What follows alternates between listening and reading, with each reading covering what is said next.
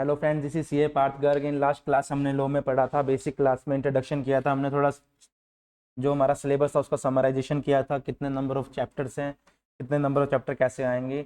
आप देख लो अपने सिलेबस में total there are 7 chapter in CA foundation business laws. Okay, अब हर चैप्टर का मैंने आगे वेटेज करवा दिया था। फर्स्ट चैप्टर 6 मार्क्स का, फिर सेकंड चैप्टर है Indian contract act 1872। This chapter alone's come from the syllabus is of 32 marks. अकेला चैप्टर 32 नंबर का है। उसके बाद 2021 नंबर के सेल्स ऑफ गुड्स एक्ट, फिर पार्टनरशिप एक्ट, फिर LLP company law and then negotiable instrument act. Paper में ये मांगते हैं आईसीआई की लैंग्वेज, हम करेंगे आईसीआई से भी ज़्यादा बेटर अच्छी लैंग्वेज में। एक एक चीज़ आपको ऐसे रिटेन हो जाएगी माइंड में। मेरे हिसाब से अगर आप नोट्स के हिसाब से पढ़ोगे ना, अच्छे से आप स्कोर कर पाओगे। बहुत अच्छे मार्क्स लो के अंदर पढ़ेंगे हम, जैसे नोट्स के अंदर है उस हिसाब से बहुत अच्छे से कंपाइल किए हुए हैं हमने इसको। करें आज की क्लास स्टार्ट।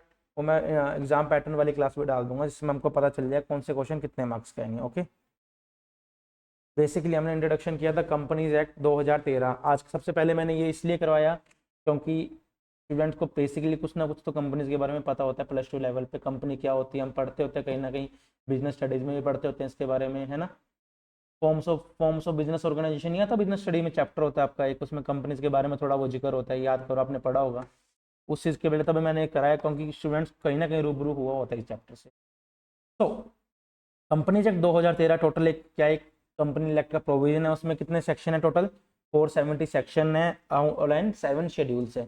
कल हमने डिटेल में ये चीज़ को पढ़ लिया था। टोटल चैप्टर हमारा 29 चैप्टर में ये बटा हुआ है। इससे पहले कौन सा एक्ट था? कंपनीज एक्ट 1956 ये आया, तो सारा प्रोसीड करके वो एक्ट आ गया कंपनीज एक्ट 2013। ठीक है, प्रोविजन की एप्लीकेबिलिटी सारी कंपनीज पे होती है जो पिछले साल के एक्ट में हुआ था। लेट्स सपोज मेरी कंपनी 2001 में बनी थी, तो कौन से एक्ट के हिसाब से बनी होगी? वो कंपनीज एक्ट 1956। अब कंपनीज एक्ट 2013 आया, तो क्या कंपनीज एक्ट 2013 के प्रोविजन उस कंपनी पे एप्लीकेबल नहीं होंगे? The answer is no. Yes sir, उस कंपनी के प्रोविजन भी वहाँ पे एप्लीकेबल होंगे, चाहे वो कंपनी उससे पहले क्यों ना बनी हो। Second, insurance company, banking company या इलेक्ट्रिसिटी कंपनी जिसपे और कोई कंपनी का एक्ट ना लग रहा हो, अगर उनपे उनका प्रिस्क्राइब्ड एक्ट लग रहा है तो एप्लीकेबिलिटी खत्म हो जाती है। उसके बाद कोई और कंपनी स्पेशल एक्ट से गवर्न होती है, या फिर कोई ऐसी कंपनी जो सेंट्रल गवर्नमेंट अपने ऑफिशियल नोटिफिकेशन करके डाल दे कि इस पर भी एप्लीकेबल करवाओ। यहाँ तक समझ में आया था? कल की क्लास लगा लेना, आ जाएगा। ठीक है, कंपनी का बेसिक मतलब हमने कल किया। यस पारस, पढ़ के आए हो घर से? बताओ कंपनी का बेसिक मतलब बताओ, देख के बता दो, मुझे समझा दो। चाहे ये वाला करवा दो, ऐसे देख के बता दो क्या था ये, मेरे साथ साथ बोलना। एक कॉरपोरेशन, कॉरपोरेशन को सर्कल करके लिख लो। एक कंपनी, इसकी आपको मैं सेपरेट कंप्लीट वो मिलेगी मॉड्यूल आपको, एक बार के लिए रफ में बना लो इसको। एक कंपनी इज एन, एक कॉरपोरेशन, कॉरपोरेशन को सर्कल करके क्या लिखोगे? कंपनी। कॉरपोरेशन का मतलब ही कंपनी होता है। कंपनी की डेफिनेशन क्या? एक company is an artificial being. Artificial being मतलब इसकी कोई नेचुरल एग्जिस्टेंस नहीं होती, ये आर्टिफिशियली बनी होती है बाय द ह्यूमन। ह्यूमंस खुद बनाते हैं इसको, बट काम सारे ह्यूमंस वाले करते हैं। It means it is an artificial being. क्या होती है? इनविजिबल होती है, दिखती नहीं, इंटेंजिबल होती है, फिजिकल एग्जिस्टेंस नहीं होती इसकी। एग्जिस्टिंग किस लिए करती है? Only because of contemplation of law. Contemplation of law मतलब लॉ की वजह से एग्जिस्ट करती है। लॉ ही अगर हट गया, कंपनी लॉ एक्ट अगर हट गया, सपोज करो खत्म हो गया, तो ऑब्वियसली कंपनी भी खत्म हो जाएगी। लॉ की वजह से ही है ये। Being mere creation of law, it possesses only those property which charter of its creation. Being mere of law की मैंने अगले पेज पे डेफिनेशन करवाई है, सिर्फ समझाने के लिए क्या मतलब होता है। Being mere of law is मतलब that something that only exist because of law create करता है इसको या रिकॉग्नाइज करता है, और इसकी खुद की फिजिकल कोई एग्जिस्टेंस नहीं होती। ठीक है,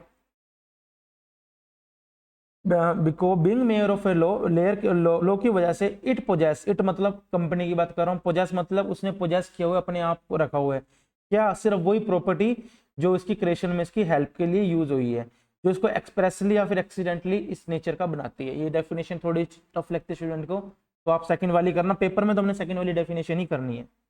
प्रोफेसर हेनरी क्या बोलते हैं कंपनी को? बोलो पारस।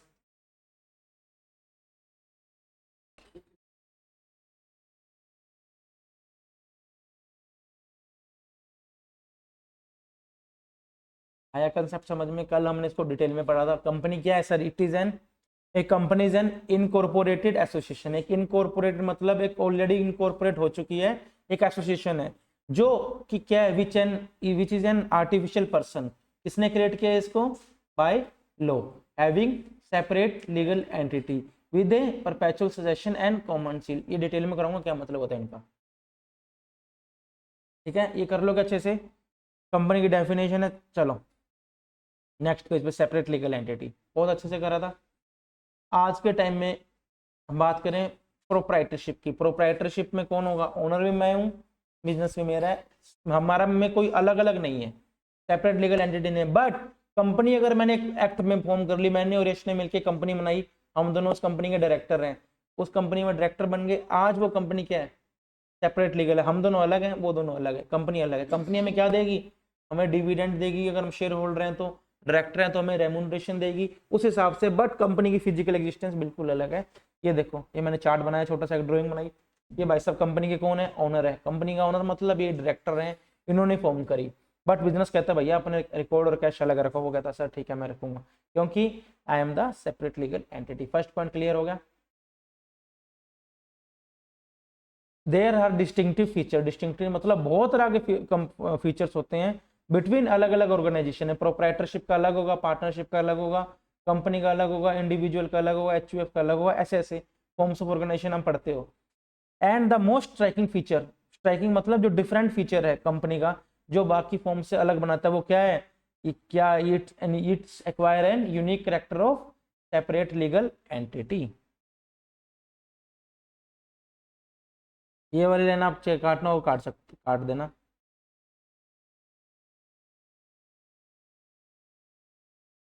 काटना हो काट देना, वैसे काटनी तो हम अब इजी लैंग्वेज ही है, बहुत मैंने इजी नोट्स बनाए हुए हैं जो आपको इजी टू अंडरस्टैंड हो। There are distinctive feature between different form of the organisation and the most striking feature of the company. जो कंपनी का मेन फीचर क्या है जो बाकियों से अलग बनाता है? क्या? एक यूनिक कैरेक्टर पोजेस करते, कौन सा? सेपरेट लीगल एंटिटी का। याद हो जाएगा, लिख लिख के देखना, लिख लिख के तो देखना पड़ेगा आपको, आपको मैं हाथ पकड़ के तो नहीं लिखवा सक पाऊंगा, बट अगर आप अच्छे से करोगे बहुत अच्छे से आपको कंपनी एक्ट हो जाएगा। कम से कम कितने मार्क्स का बताया था मैंने आपको? ये देखो, हाँ अकेला देखो कंपनी एक्ट कितने नंबर का आएगा? 20 से 21। कितना अच्छा स्कोरिंग सब्जेक्ट देखा जाएगा। चलो यार आपकी इंग्लिश भी बेकार है, कंसेप्ट क्लियर है, इंग्लिश बेकार है, 14-15 नंबर तो फिर भी कहीं नहीं जाएंगे, मैं आपको लिख के दे रहा हूँ। इंग्लिश प्रेजेंटेशन अच्छी कर दोगे, फुल मार्क्स मिलते हैं बच्चों को, 80-80 नंबर लो में, ऐसे नहीं मिलते। कंसेप्ट भी स्ट्रॉन्ग होते हैं उनकी, इंग्लिश भी स्ट्रॉन्ग होती है, प्रेजेंटेशन भी स्ट्रॉन्ग होती है। कंसेप्ट समझ लो, सिलेबस होती है, हम रिटर्न प्रैक्टिस की आपको मैं एक एक सेक्शन में खुद अपने हाथ से नहीं, मेरे सामने लिखवाऊंगा, खुद अपने हिसाब से आपको नोट्स बनवाऊंगा, ठीक है। चलो ठीक है। In other words, when A company is registered, जब कंपनी रजिस्टर्ड होती है, it's cloth with in legal personality. जब भी कंपनी बन जाएगी उसके बाद से खुद की एक अलग लीगल पर्सनैलिटी आ जाएगी। इसके बाद सारे का सारे ऑलमोस्ट सेम राइट आ जाएंगे, जो कि इसको मिलते हैं almost the power of human being, जो ह्यूमंस को मिलते हैं। कैसे?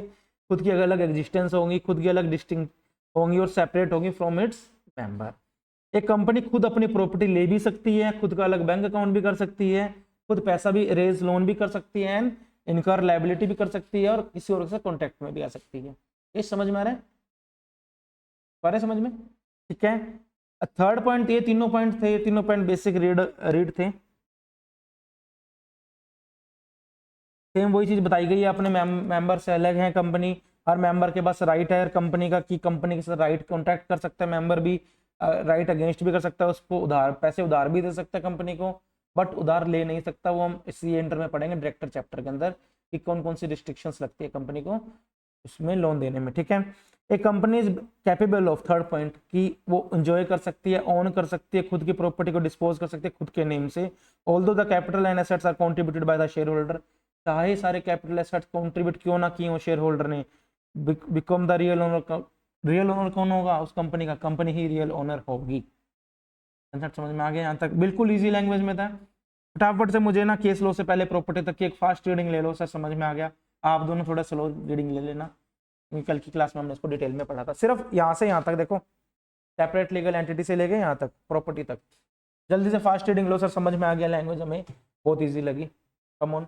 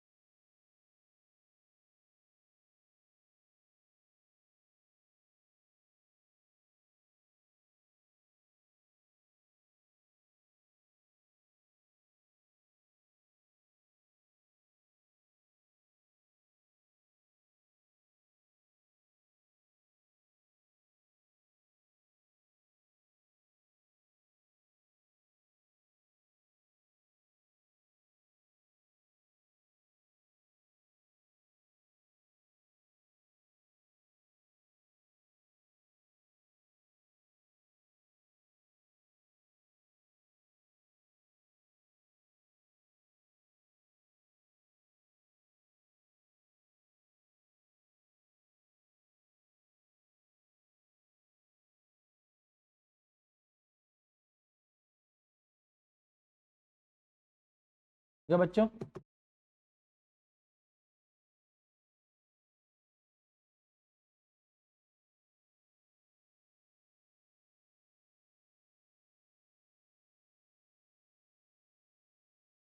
It is at law a person which is different from it subscriber to the memorandum of the association. कैसे, क्या मतलब, आज कंपनी बनाई किसने, डायरेक्टर्स ने बनाई, दो डायरेक्टर ने मिलकर बनाई।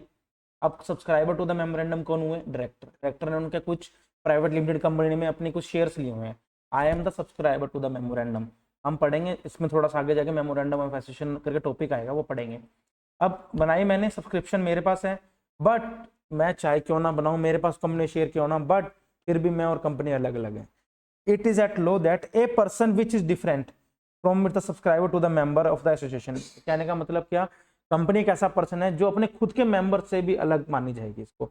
इट इज एट लो क्या, a person which is different from the subscriber to the memorandum of association. It is a personality is distinct and separate from the personality who has actually compose it. Compose मतलब जिन्होंने बनाया, company को बनाया directors ने था, वही memorandum के वो थे, सब्सक्राइबर थे, उनसे उसकी पर्सनैलिटी बिल्कुल अलग है। तभी मैंने कहा इस चीज पे इतना फोकस मत लो, मेन तो हमने पॉइंट फर्स्ट वाला पढ़ना था। पेपर में आएगा कैरेक्टरिस्टिक्स ऑफ कंपनी। पहले क्या करोगे, company is N incorporated association which is an artificial person created by the law having separate legal entity with a perpetual succession and common seat। Full marks, एक mark भी deduct नहीं होगा आपका definition में। Characteristics of company, separate legal entity, there are different form, distinct form of organisation which different, हर form की अलग अलग है, but company, but in this company it possesses a unique characteristic that is separate legal entity. ऐसे करके सारा वो की वो वर्ड एक्सप्लेन कर दोगे। केस लो कल कराया था, Macaura versus Northern Assurance company limited 1925। Case law कैसे होते हैं इसे एक बार समझना, पेपर में किस सबसे आएगा मैं आपको बता दूंगा। इस कंपनी में कोर्ट में पंगा पड़ गया, केस लो जहां वर्ड आ जाए मतलब आपस में दो जनों का डिस्प्यूट चल रहा है। इसमें किस किसका चल रहा है, मकूरा और northern Assurance company. Northern Assurance company क्या है, एक इंश्योरेंस कंपनी है, ये बात समझना। अब क्या था, मिस्टर मैकोरा ने ना सारे के सारे कंपनी के शेयर खुद नहीं होल्ड किए हुए थे, ठीक है। कंपनी क्या थी, टिम्बर कंपनी थी।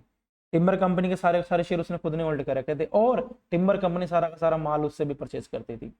आनंद एक टिम्बर कंपनी है, आप सारे के सारे शेयर में सारा का सारा जो रॉ मटेरियल है ना टिम्बर का, लकड़ी का, वहाँ मेरे से परचेज करते हो। मैंने क्या किया, मैं पैसे वाली पार्टी हूँ, मैं बैक एंड में मैंने आपके सारे कंपनी के शेयर परचेज कर लिए। मैं आपकी कंपनी का शेयर होल्डर भी हो गया, मैं अपने आपकी कंपनी का क्रेडिटर भी हो गया। क्रेडिटर तो था ही पहले, अब शेयर होल्डर भी हो गया। समझ में आई दोनों चीजें कैसे लोग के हिसाब से। अब आपने क्या किया, एक ट्रक आ रहा था टिम्बर का, मैं यहाँ से मैंने भिजवाया। मैंने क्या बोला कि भैया एक काम करो, मैं इसका शेयर होल्डर हूँ, एक काम करो कल कोई लॉस्ट हो गया तो मेरे को नुकसान होगा, मैंने इंश्योरेंस करवा लिया उसका मेरे नाम से, मिस्टर एम के नाम से करवा लिया। जबकि मैं कौन हूँ, मैं इसका क्रेडिटर भी हूँ, शेयर होल्डर भी हूँ। अब ट्रक में आग लग गई, ट्रक फट गया, रूट्स डिस्ट्रॉय हो गए। इस केस में मैंने इंश्योरेंस कंपनी से कंपनसेशन मांगा, लाओ भाई। इंश्योरेंस कंपनी ने हमारा कॉन्टैक्ट नोट पढ़ा, यार ये डीलिंग तो कंपनी और आपके बीच में हुई थी, कंपनी और क्रेडिटर के बीच में। अब मैंने आपको सामान भेजा, अपने दोनों बीच में ही थी, मतलब इंश्योरेंस कंपनी किसको रिस्पॉन्सिबल है, ओनली कंपनी को। आप कौन हो, मैं क्रेडिटर हूँ भाई, मैं ओनर भी हूँ कंपनी का, सारे शेयर मेरे नाम हो गए, चाहे तू हो चाहे ना हो, it is not matter, it is not relevant. हम किसके नाम करेंगे, कंपनी के नाम, क्योंकि कंपनी और तू दोनों क्या हो, अलग अलग हो। तुमको हमने इकट्ठा नहीं मानती कंपनी। लो पढ़ो, Macaura M was the holder of nearly all the share, एक शेयर को छोड़कर किसी टिम्बर कंपनी में, किसी टिम्बर कंपनी में सारे शेयर को होल्ड करता है। He was also a major creditor, बहुत बड़ा क्रेडिटर भी है, कंपनी उससे उधार में सामान भी परचेज करती है। M insured the company timber, बेवकूफ ने अपने खुद के नाम से टिम्बर को क्या कर दिया, इंश्योर्ड कर लिया। Timber was lost in fire, आग लग गई उस टिम्बर पे। एम क्लेम्ड, एम ने क्लेम किया insurance compensation, held that insurance company was not liable to him. Insurance company कहती है हम तेरे को पैसा क्यों दे, नो शेयर होल्डर के has any right to property of property owned by the company on his own name as he has no legal and equitable interest in them. Hence in this case since timber was not insured in company name M could not claim the compensation। कितना easy case लो लगा, चले आगे चलें। यहाँ तक कोई doubt, 4 page तक 2 बार करवा दिया मैंने सारा, कल की क्लास में कराओगे इसको अच्छे से। Second, perpetual succession, what is that. Perpetual succession का क्या मतलब हुआ, देखो कंपनी के 7 डायरेक्टर हैं, 7 डायरेक्टर कहते चलो यार घूमने चलते हैं। 7 डायरेक्टर थे सिर्फ कंपनी, उनके भरोसे से काम चल रहा था 7 डायरेक्टर का, और रास्ते में प्लेन क्रैश हो गया। सातों के सातों क्या हो गए, भगवान को प्यारे हो गए। अब क्या हुआ, कंपनी किसके भरोसे चलेगी, कंपनी तो बंद हो गई। नहीं, कंपनी बंद नहीं होगी। अगर ये प्रोप्राइटर होते दो, अपने अपनी दुकान खोल के बैठे, तो अगर वो एक्सपायर हो जाते, दुकान तो बंद हो जाती, दुकान पे चलाने वाला कोई नहीं था। बट कंपनी का डायरेक्टर सपोज करो सारे एक्सपायर हो गए, कंपनी फिर भी चलती रहेगी। कंपनी के पास कौन सी कैरेक्टरिस्टिक्स हैं, परपेचुअल सक्सेशन की। कुछ भी हो जाए, एग्जाम्पल पढ़ो पहले क्या, many companies in India, India के अंदर बहुत सारी कंपनी एग्जिस्टेंस कर रही है, कितने सालों से, 100 सालों से भी ज्यादा काम कर रही है। देयर इज पॉसिबल ओनली, ये पॉसिबल है क्योंकि due to the fact that company has perpetual existence, company के पास क्या है, परपेचुअल एग्जिस्टेंस है, मतलब परमानेंटली काम करने की उसकी क्षमता है, कर सकती है।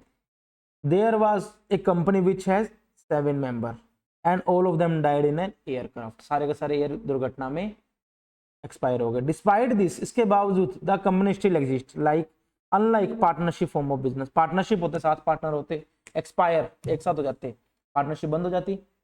पढ़ते ही हम मिनिमम तो 2 पार्टनर चाहिए, सारे के सारे एक्सपायर हो जाते, बट कंपनी में शायद सारे के सारे क्यों ना एक्सपायर, कंपनी फिर भी चलती रहेगी।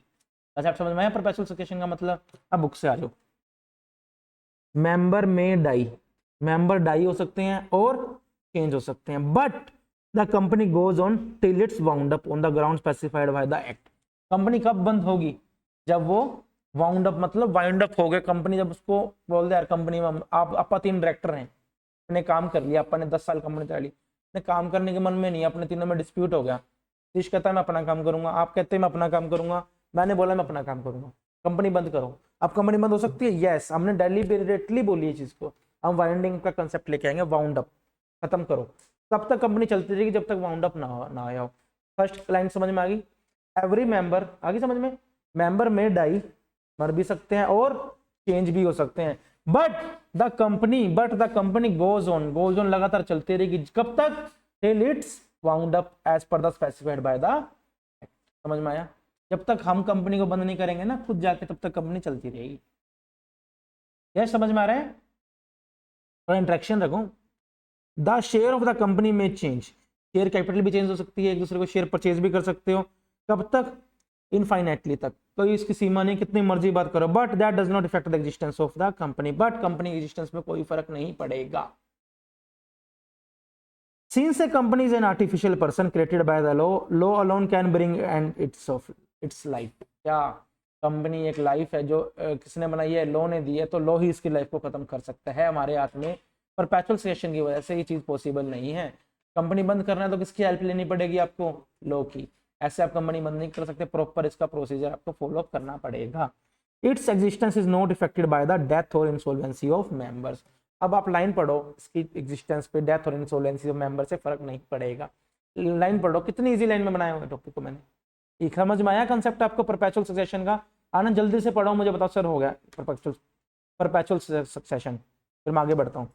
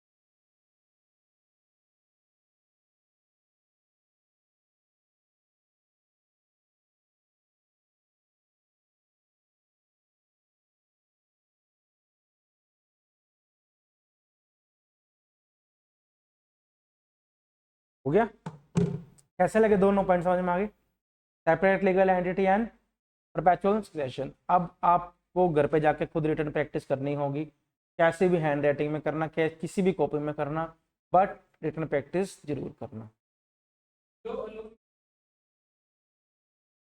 हाँ जी, आपको कंपनी बना ली हम लोगों ने क्या करना है बच्चा, कंपनी को ही बंद करना है। हमने बोल दिया आपस में मिलके, क्या भैया सतीश कंपनी को बंद कर दे, आपने कर दो, क्या कंपनी बंद हो जाएगी? कंपनी बंद हो जाएगी ऐसे? नहीं, हमें कुछ लीगल फॉर्मेलिटीज करनी पड़ेगी। एमसीए के पोर्टल पे जाके इसको एक्चुअल में डिसोल्यूशन ऑफ फॉर्म का फॉर्म भरना पड़ेगा, फॉर्म फाइल करना पड़ेगा। उस तरीके से आरओसी कंपनी का स्ट्राइक ऑफ नेम को खत्म करेगी, तब जाके खत्म होगी, ऐसे कंपनी खत्म नहीं होगी। लॉ ने बनाया, लॉ ही की वजह से हम खत्म कर सकते हैं। अच्छा कंसेप्ट क्लियर होगा अच्छे से? थर्ड पढ़े, limited liability, what it means कि पारस ने कंपनी के शेयर होल्ड कर रखे हैं 10,000 शेयर, 10 रुपए का एक है, ठीक है? कितने पास इसके पास है? 1 लाख शेयर है, सिर्फ 1 लाख रुपए के शेयर है। आपकी लाइबिलिटी कितनी होगी? जितने आपके पास शेयर है, लाइबिलिटी लिमिटेड है आपकी। जितने आपने शेयर कंपनी के होल्ड कर रखे हैं तब तक की आपकी लाइबिलिटी है, उसके ज्यादा आपकी लाइबिलिटी नहीं है। क्या मतलब? देखो इस कंसेप्ट को पहले ऐसे समझो।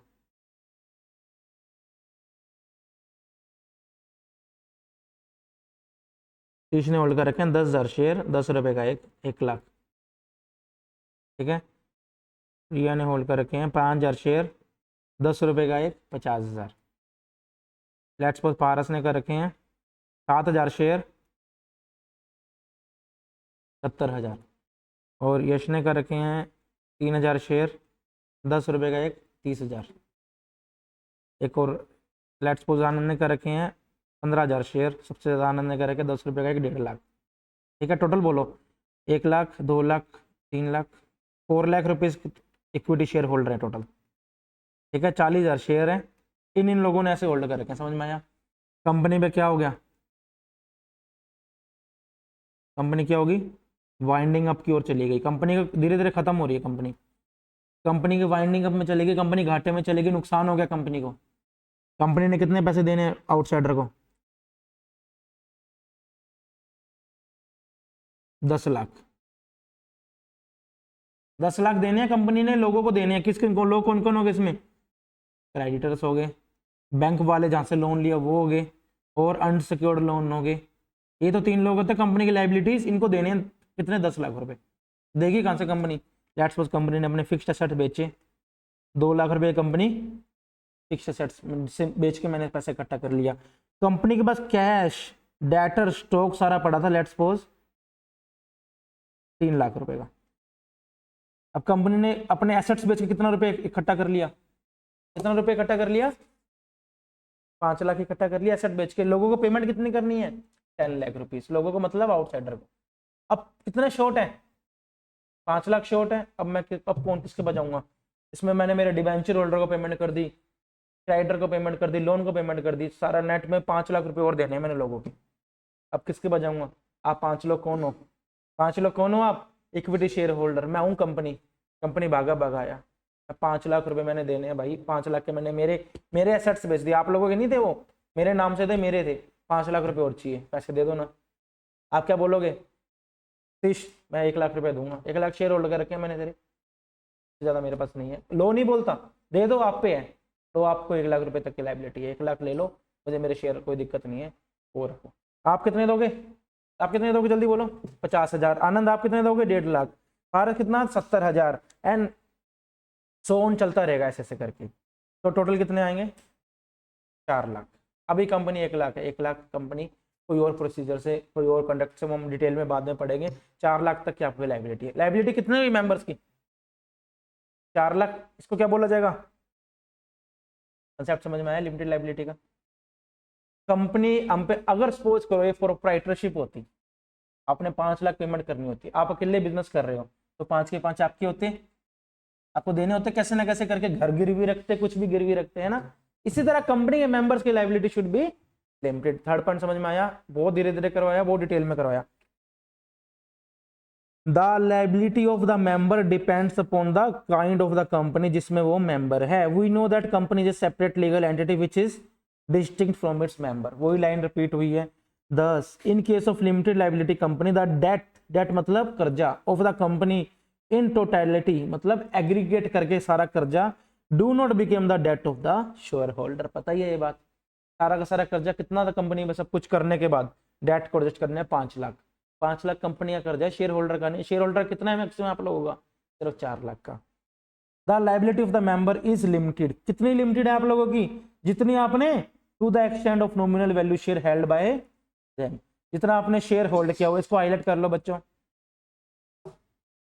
जितने लाइन आपने, जितना पैसा आपने होल्ड किया हुआ है, उतनी तक की लाइबिलिटी आपकी है, उसके बाद आपकी कोई लाइबिलिटी नहीं है। कंपनी आप पे कोई लो, कोई कोर्ट फोर्स नहीं कर सकता। कंसेप्ट समझ में आ गया? Yes, very good. In no case can the share holder be asked to paying anything more than the unpaid value. भैया जितनी आपकी अनपेड वैल्यू थी, लेट्स सपोज रिया ने होल्ड करके था 5000 शेयर, 10 रुपीज की फेस वैल्यू थी। पेड अप शेयर कितने थे? सिर्फ 8 रुपए। आपने 40,000 रुपए की पेमेंट कर रखी थी, कितनी और करनी थी? 2 रुपए, मतलब 10,000 रुपये पेमेंट और करनी थी। मैं आपसे नेट में कितना मांग सकता हूँ? सिर्फ 10,000 मांग सकता हूँ एक्स्ट्रा। 10,000 तो दे दे कम से कम, पूरे शेयर आपने होल्ड कर रखे हैं, इससे ज्यादा मैं आपसे नहीं मांग सकता। वही चीज है इसमें। इन नो केस, किसी भी केस के अंदर share holder, in no case को कैन काट दो, कैन एक क्वेश्चन बन गया। इन एनी केस कर दो, नो की जगह in any case the share holder can be asked to paying, share holder can not be asked कर दो, ये लाइन ज्यादा बेटर बन रही है। यहां पर लगाना है एनी, इन एनी केस, किसी भी केस के अंदर शेयर होल्डर से ज्यादा हम पैसा नहीं मांग सकते। किससे ज्यादा? Can not be the extent of unpaired value of their holding. First and clear? दोबारा बताऊं? आरएस बच्चे समझ में आ गया आपको? कर लोगे पक्का?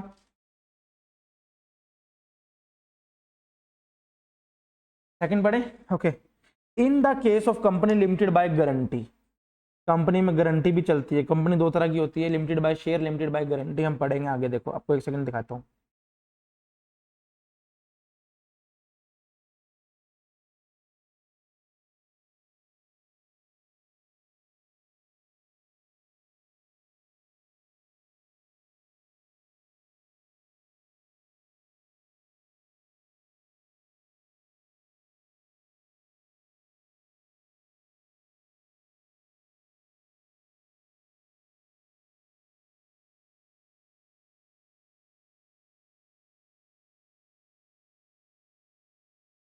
क्लासिफिकेशन ऑफ कंपनी,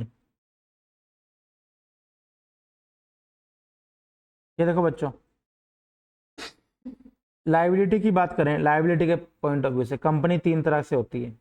पहला, कंपनी लिमिटेड बाय शेयर, जो मैं आपको पढ़ा रहा हूँ। दूसरा, कंपनी लिमिटेड बाय गारंटी। तीसरे ने 10,000 शेयर होल्ड कर रखे थे, इसने बोला भैया 10,000 की शेयर की वैल्यू गारंटी होती देता हूँ मैं। इसने गारंटी भी होल्ड कर ली कंपनी में, कल कोई बात होती है। और एक अनलिमिटेड कंपनी, जिनकी कोई गारंटी नहीं होती, शेयर होल्डर पे बची पे बात आती है। मुकेश अंबानी की कंपनी की बात करूँ, सारे का सारा पैसा उनको पे करना पड़ेगा। चले, in case of company limited by the guarantee the members are liable, कितने मेंबर लाइबल होंगे? Only to the extent of the amount guaranteed by them, that too not only when the company goes into liquidation, जब company liquidation में जाएगी सिर्फ guarantee जितने की दी है उतने लाइबल होंगे। इन case of unlimited company, member की लाइबिलिटी अनलिमिटेड हो जाएगी। तीनों पॉइंट समझ में आ गए? जल्दी से पढ़ो, फिर मैं आगे अगला पढ़ाता हूँ। एआई के ऊपर अगला टॉपिक पढ़ो।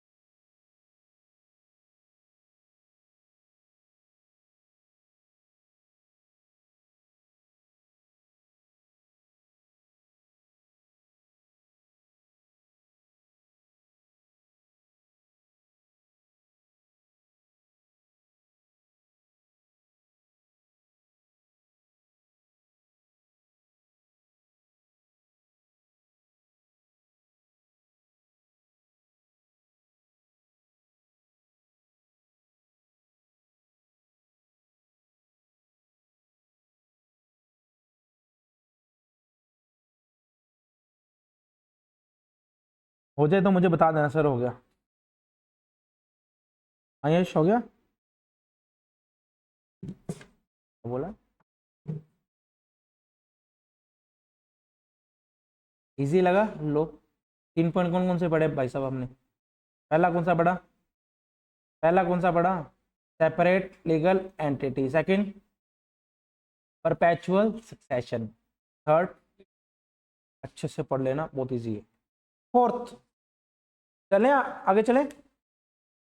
Artificial legal person. Artificial legal person क्या होता है?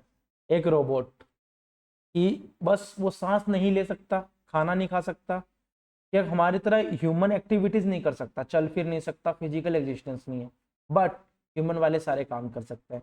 खुद के नाम कॉन्ट्रैक्ट ले सकता है, खुद के नाम जमीन ले सकता है, खुद के नाम प्रॉपर्टीज ले सकता है, खुद के नाम बैंक अकाउंट्स भी ओपन करवा सकता है। मतलब ह्यूमंस वाले सारे काम कर सकता है। देखो सारे लोगों मीटिंग, देखो मीटिंग में कौन कौन बैठे हैं? सारे कंपनी के डायरेक्टर्स, क्राइटर्स, डिबेंचर होल्डर बैठे हैं। बीच में कौन बैठे है? रोबोट बन के। वैसे एक्चुअल में नहीं बैठती कंपनी है, सिर्फ समझाने के लिए है कि ये सेम वैसे ही सूट में बैठी है, बट एक आर्टिफिशियल पर्सन है, ये नेचुरल पर्सन नहीं है। कंपनी की बात कर रहे हैं, है बिल्कुल सबसे अलग, ठीक है। A company is an artificial person as it is created by the process. Process मतलब एक इनकॉर्पोरेशन का प्रोसेस है, वहां से बनती है। Other than natural birth. Natural birth तो होते ही नहीं, कंपनी के मम्मी पापा तो होते ही नहीं, कंपनी के पेरेंट्स तो होते ही नहीं, नेचुरल बर्थ तो उनका पॉसिबल ही नहीं है। पर बनती कैसे है? एक प्रोसेस से। फर्स्ट लाइन क्लियर होगी? इट इज लीगल और जुडिशियल। ये लीगल भी है और जुडिशियल भी है, जो कि लॉ क्रिएट करता है। Important line, it is created legal and judicial as it created by the law. It is a person since it is cloth with all rights of the individual. एक person है क्योंकि उसके पास सारे rights है जो एक इंडिविजुअल के पास होते हैं। ऑलमोस्ट सारे राइट हैं, सारे तो नहीं बोलूंगा बट सारे, वैसे राइट टू स्पीक नहीं है, काइंड ऑफ, ठीक है। फर्दर उसके साथ साथ the company being a separate legal entity can own property, having bank account, पैसा उठा सकते हैं, रेज लोन, इनकर लाइबिलिटी, और किसी के साथ कॉन्टेक्ट में आ सकती है। ये तो हम पढ़ चुके थे सेपरेट लीगल में, सेम वो चीज इसमें भी रिपीट होगी क्योंकि आर्टिफिशियल पर्सन की बात कर रहे हैं। इवन मेंबर कैन कॉन्ट्रैक्ट, खुद के मेंबर कंपनी से कॉन्ट्रैक्ट कर सकते हैं, राइट ले सकते हैं, इनकर लाइबिलिटी कर सकते हैं किसी के साथ भी। और इट कैन स्यू, मतलब कंपनी स्यू कर सकती है, किसी को भी केस कर सकती है, और कंपनी पे भी कोई केस कर सकता है। It can do everything which N natural person, ये कुछ भी कर सकती है जो नेचुरल पर्सन करता है। सिर्फ क्या क्या नहीं कर सकती, इसको हम जेल नहीं भेज सकते, ये कंपनी खुद कसम नहीं खा सकती, टेक एन ओथ, किसी से शादी नहीं कर सकती, खुद के नाम से कोई प्रैक्टिस नहीं कर सकती। Hence it is a legal person in his own sense, ये एक लीगल पर्सन माना जाएगा खुद की ओन सेंस में। समझ में आ गया कंसेप्ट? कितना इजी लगा? वर्ड टू वर्ड हमने पढ़ा, मटेरियल परफेक्ट है, एक एक चीज ऐसे लिख के आनी है, पूरे मार्क्स में। अगली लाइन पढ़ें, third point. As a company is an artificial person it can act only through the human agency. भैया आर्टिफिशियल पर्सन है तो इससे बात कौन करेगा? कंपनी कॉन्ट्रैक्ट तो कर सकती है, बट कॉन्ट्रैक्ट करेगा कौन? इसके एक बीच में मीडियोकर तो चाहिएगा ना। कंपनी खुद तो चल के बोलेगी नहीं मेरे से कॉन्ट्रैक्ट करो, ये किसके थ्रू एक्ट करेगी? Act only through by human agency, लोग इसके बिहाफ पे काम करेंगे। कौन? जैसे example directors, the director can not control the affair of the company, company के डायरेक्टर कंट्रोल अफेयर नहीं कर सकते, एंड एक्ट उसकी एजेंसी में काम, उसकी एजेंसी की जगह काम नहीं कर सकते, but they are not the agent of the member of the company. The director can not control the affair of the company and act its agency only, company का अफेयर्स को कंट्रोल नहीं कर सकते वो। क्यों? सिर्फ कि एजेंसी में काम कर रहे हैं, वो सिर्फ एक टाइप ऑफ कंपनी के एजेंट हैं, उनके बिहाफ पे काम कर रहे हैं, बट वो पर्टिकुलर एजेंट नहीं है कंपनी के। जो एजेंट और प्रिंसिपल का रिलेशनशिप होता है उस टाइप से काम नहीं कर सकते वो, जैसे हम कॉन्ट्रैक्ट एक्ट में पढ़ेंगे, वो चीज नहीं है। The director can either be on or through the common seal, company के फॉर्मल कॉन्ट्रैक्ट्स को डील कर सकता है। डायरेक्टर साइन स्टैम्प करके कंपनी का, कंपनी के नाम पे कॉन्ट्रैक्ट ले सकता है, इसलिए कंपनी को आर्टिफिशियल लीगल पर्सन बोला जाता है। यस तिश, वो अलग सेक्टर, वो अलग चीज है, एक प्रोफेशन है, हम उसकी बात नहीं कर रहे इसमें, वो एक अलग चीज है। कंपनी का जो अफेयर्स को इंटरनली डील करते हैं वो चीज है, वो प्रोफेशनल डिग्री की बात कर रहे हो आप। और जो भी आपके डाउट्स आए ना कंसेप्ट, आप सब्जेक्ट होने के बाद में आपको टाइम दिया करूंगा पढ़ने का, तब आप अपने डाउट रेज किया करो। रादर देन क्लास के बीच के अंदर जब चल रहा हो, ठीक है। कोई इशू नहीं है, वैसे मैं सब सारे डाउट्स ले लूंगा। यहाँ तक कोई डाउट? कुछ पढ़ो बच्चा, अच्छे से पढ़ो, फोर्थ पॉइंट पढ़ो, हो जाए तो बता देना मेरे को।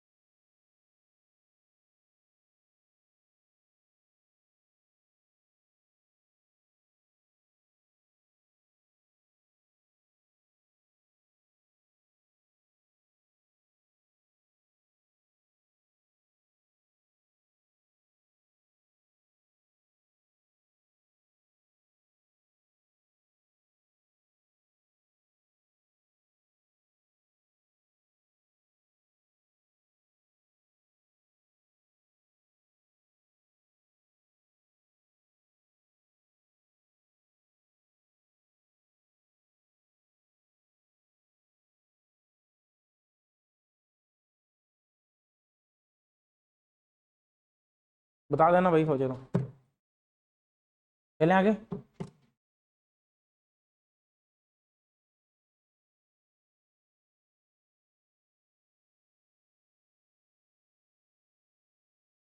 लास्ट टॉपिक पढ़े, नेक्स्ट टॉपिक मतलब फिफ्थ लास्ट पॉइंट है इसका कैरेक्टरिस्टिक्स का, that is common seal. What do you mean by common seal? It means, देखो कंपनी के क्या स्टैंप, स्क्रीन पे देखो, कंपनी की एक स्टैंप जिस पे कंपनी के अथोराइज क्या होते हैं, डायरेक्टर के authorise signature. Let's suppose director sign कर देते हैं कंपनी की स्टैंप पे, ठीक है। एक company being an artificial person is not best out, मतलब owner with a natural human being. कैसे? कंपनी खुद तो वो साइन कर नहीं सकती, कंपनी के खुद तो ह्यूमन की तरह साइन नहीं कर सकती, but there for it work किसके थ्रू काम करती है? Through agency of human beings. Common seal is the official signature of the company. जो कंपनी की कॉमन सील होती है, कंपनी के ऑफिशियल सिग्नेचर होते हैं जो अफिक्स्ड होते हैं। कौन फिक्स्ड करता है उनको? ऑफिसर्स करते हैं, एम्प्लॉय करते हैं कंपनी की, on every document. The common seal is seal used by the corporation as symbol of incorporation. Common seal एक क्या है? कंपनी का एक ऐसा डॉक्यूमेंट है, एक ऐसी चीज है जो कि यूज होती है कंपनी क्या, एक सबूत देने के लिए, एक प्रूफ देने के लिए कंपनी क्या है हमारी, इनकॉर्पोरेटेड है। ये जो मैंने ये चीज दी हुई है, ये रीड है, सिंपल एक चीज थी, कंपनी अमेंडमेंट रूल में कॉमन सील को अमेंड करके कर दिया गया। सिंपल रीड कर लेना, छोड़ना हो छोड़ देना, एग्जाम पॉइंट ऑफ व्यू से एलिमेंट भाई एक बार पढ़ जरूर लेना इस चीज को, ठीक है। उसने बेसिकली क्या, कंपनीज अमेंडमेंट एक्ट 2015 में कॉमन सील को हटा के ऑप्शनल वर्ड एक कॉमन सील कर दिया, ऐसे रेलिवेंट चीज नहीं है। इन case of company does not have common seal, suppose करो कि कंपनी के कॉमन सील है ही नहीं, द अथोराइजेशन कौन बनाएगा? Most important, the authorisation shall be made by two director और बाय ए डायरेक्टर और company secretary, where the company has appointed company secretary. अगर आपका कंसेप्ट समझ में, कंपनी का एम्प्लॉय की बात कर रहे हैं वो चीज़, ठीक है। कंपनी कॉमन सील नहीं है तो कम से कम 2 डायरेक्टर, डायरेक्टर कहता मैं एक ही डायरेक्टर करेगा कोई दिक्कत नहीं है तो एक CS कंपनी सेक्रेटरी। यहाँ तक कि जितना हमने कराया, एक लो की सेपरेट नोटबुक जरूर बना लेना बच्चों, फिर नोटबुक्स में हम चार्ट बनाएंगे। हमारी सेकंड क्लास है तो मैंने आपको चार्ट इतने बनवाए नहीं, बनवा दूंगा एक बार के लिए, ठीक है।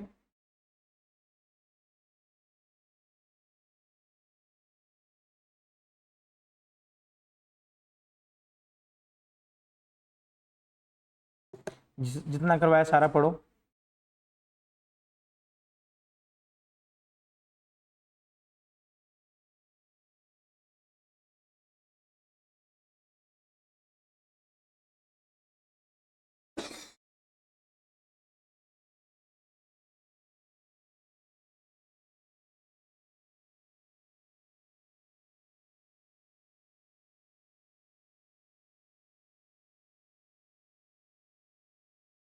लोग ही सेपरेट बुक लाए हो, कॉपी लाए हो सभी, सेपरेट बनवा दो नोट्स, फिर आज की क्लास में स्टार्ट करें थोड़े थोड़े नोट्स बनाने। नहीं लाए कॉपी? आगे से वर्ड रफ में कर लो, आगे से कभी ये वर्ड मत बोलना मेरे को सर घर पे है, हम लाए नहीं, आई डोंट लाइक दिस। करो, रफ में करो। अच्छा समझ में आ गया आपको? आज वाली क्लास लोग की सही लगी? करते हैं, आ जाओ।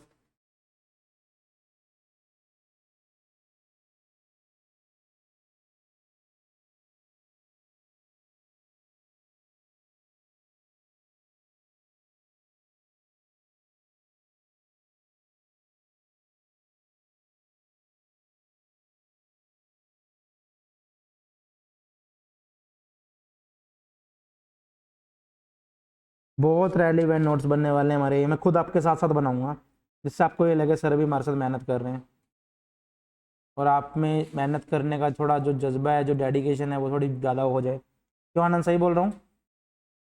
देख लियो, बड़ा करके आने।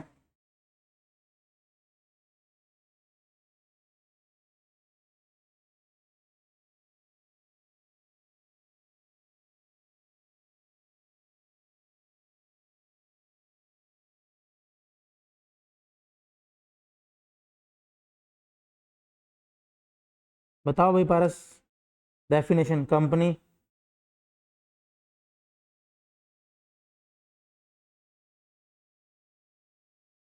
सही बोल रहे हैं। Company is N incorporate association. देखो कंपनी इज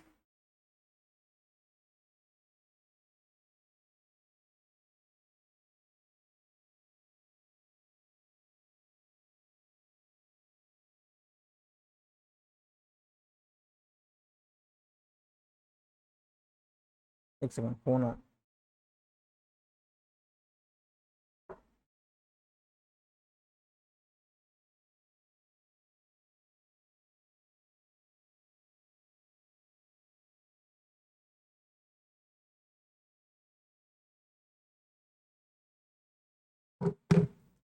एक सेकंड रुक।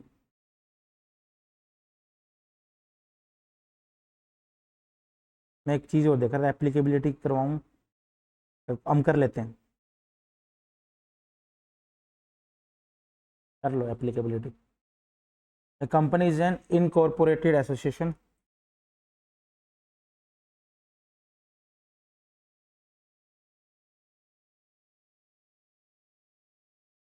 बीइंग है क्या चीज़,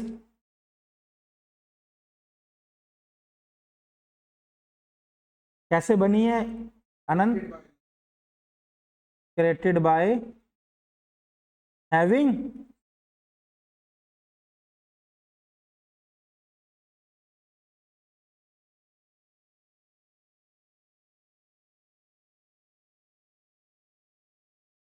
and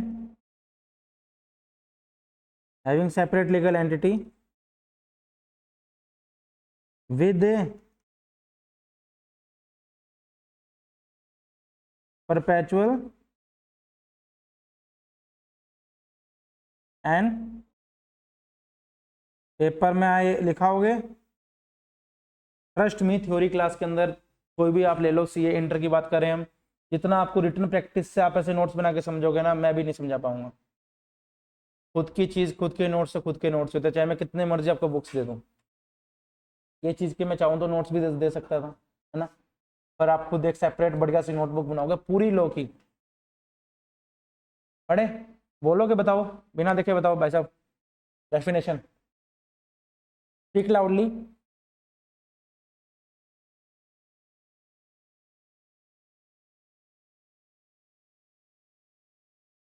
created by law, having separate legal entity with a perpetual succession and permanency। बस पेपर में आएगा फुल मार्क्स, समझ में आ गया? Second,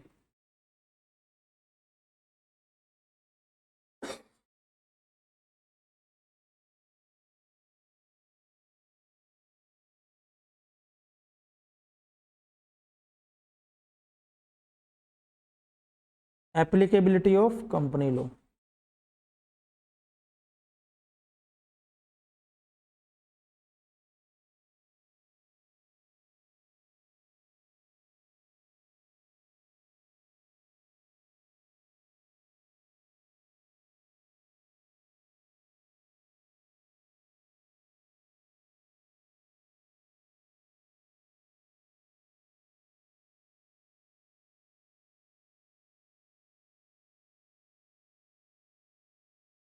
all the companies incorporated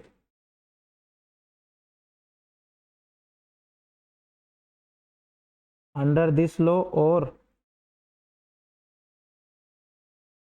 previous company law 1956। आप समझ में आ जाएगा एप्लीकेबिलिटी आपको सेकंडों में। Second,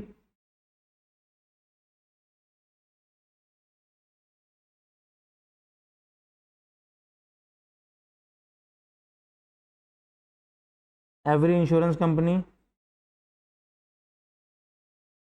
where IRADA Insurance Regulatory Development Authority Act not apply, तो इंश्योरेंस का सेपरेट एक्ट ना लग रहा हो। थर्ड इज, कम ऑन, मैं कोई और चीज देख रहा हूँ।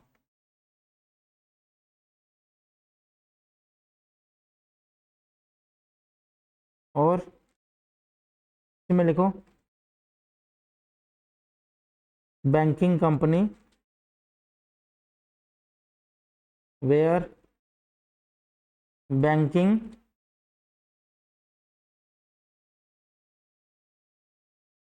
Regulation act not apply. Third,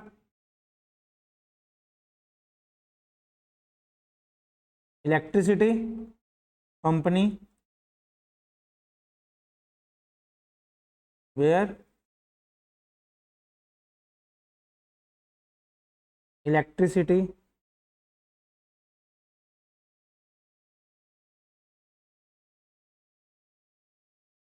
act not apply, अगर सेपरेट एक्ट कोई अप्लाई नहीं हो रहा।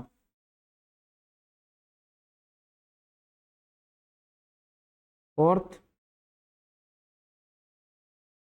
Any other company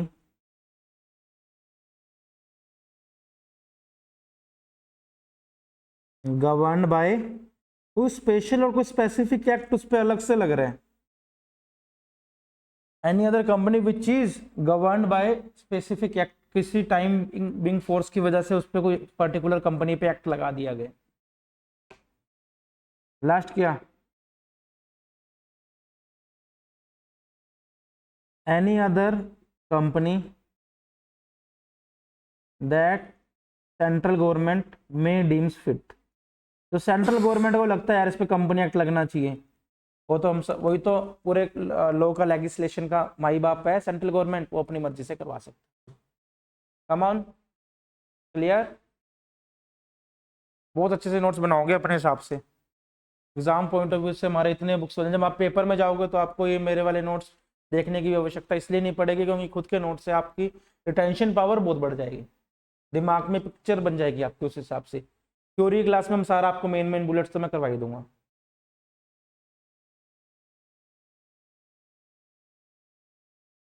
any other company governed, govern मतलब जो रेगुलेट हो रही है किसी स्पेशल एक्ट से, कोई स्पेसिफिक गवर्नमेंट ऐसी कंपनी ने कोई निकाल दिया गवर्नमेंट ने कि उस पर कंपनी एक्ट लगना है।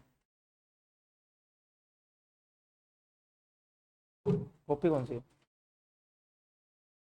कल मेरे को दिखनी चाहिए स्पाइरल वाली कॉपीज।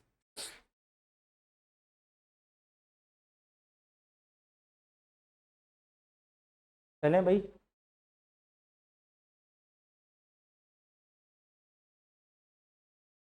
Make it fast.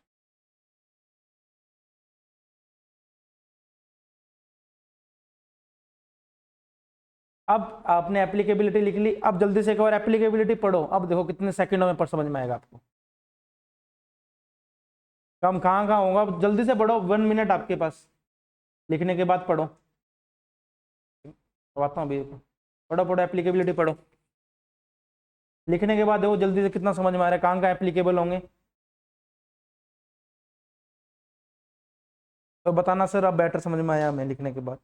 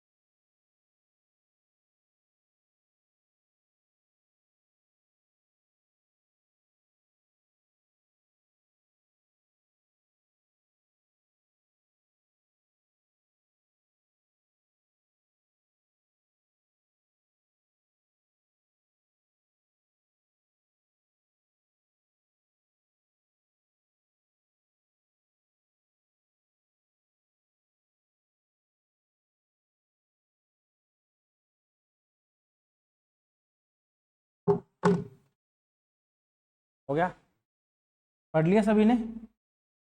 चलो नोट्स अच्छे से पढ़ गया ना, थर्ड लास्ट कर लो, फिर मैं क्लास ओवर करता हूँ लोग की, तो जल्दी से हम कर लेंगे। अगला टॉपिक मैंने कौन सा पढ़ाया?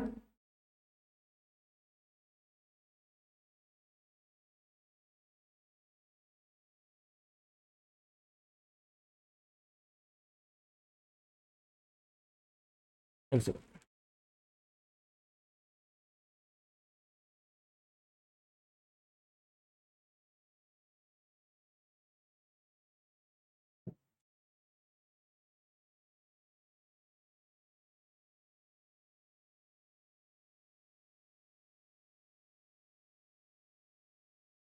को ना ऐसे डाउन एरो करके करोगे। कितने कैरेक्टरिस्टिक्स पढ़ी हमने?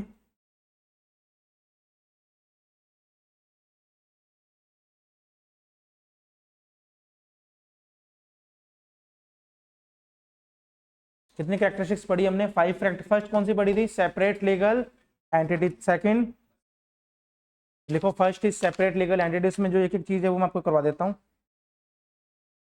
देखो, first separate legal entity,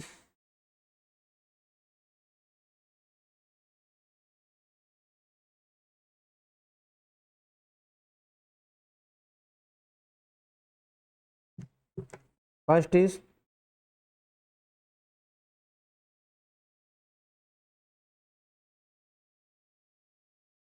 second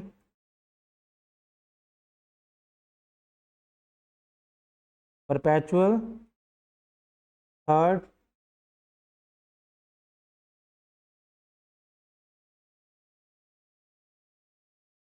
then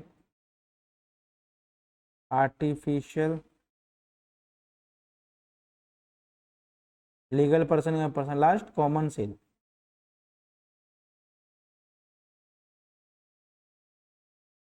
yes, अंदर वाले लाइंस लिखवाने की जरूरत तो नहीं है, वो तो आप बुक से रेफर कर लोगे, मेन तो हमें पॉइंट्स का मतलब पता होना चाहिए। हो जाएगा। क्लास को यहीं तक कंटिन्यू रखें, कल की क्लास में थोड़ी थोड़ी और नोटिंग करवा दूंगा मैं इसकी। ओके।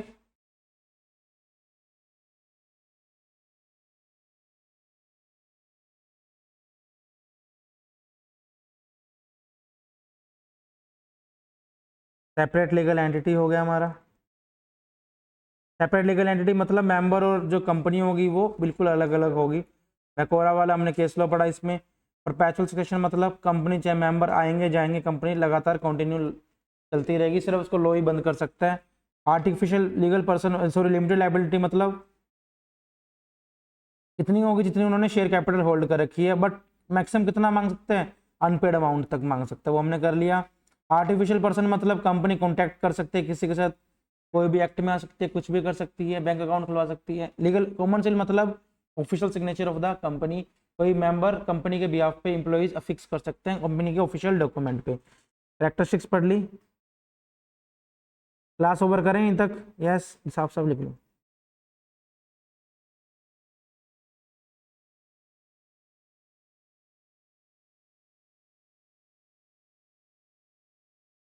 ठीक है।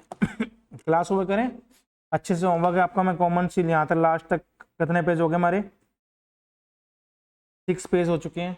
अच्छे से पढ़ के आओगे। होमवर्क आपका 6 पेज का है, मैं कल भी कुछ भी पूछ सकता हूँ।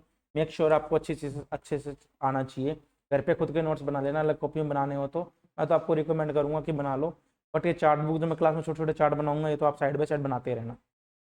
ओके, कल हम टॉपिक करेंगे lifting of corporate veil and corporate veil theory. ठीक है, बहुत अच्छा टॉपिक है।